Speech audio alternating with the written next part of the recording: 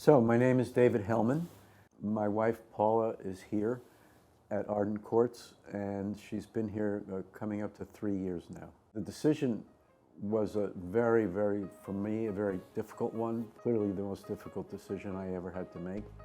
But it was clear that Paula's memory was going and her functionality was going. And we unfortunately did not have the discussion in advance about what to do, because for the most part she was in complete denial about what was happening. So it was very frustrating to have to make all the decisions on my own.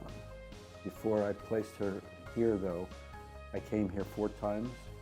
I went to 3 other facilities, some of them several times, and I felt that ultimately by far Arden Courts had the kind of homey feeling that I thought my wife would be most comfortable with, and it's turned out to be true. One of the aspects that I like particularly about Arden Courts is that they broke the facility down into what I call 4 pods, so that I think there were 14 in each pod, which meant that her social group was rather limited, which is what I thought she would do better in a situation in which there weren't lots and lots of people, but relatively few people, and hopefully the faces would get familiar and so on and so forth.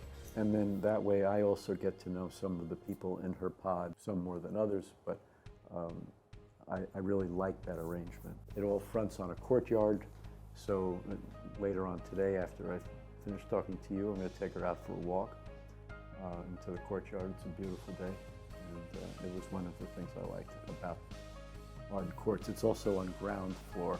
So, some of the facilities that I visited were not originally set up as memory care units, and so they took larger facilities and made a wing of it into memory care, the result of which was it felt very institutional. Paul has been fortunate enough to have the same primary caregiver for the whole time that she's been here, and thrilled with the kind of rapport she's developed with the workers who are daily taking care of her.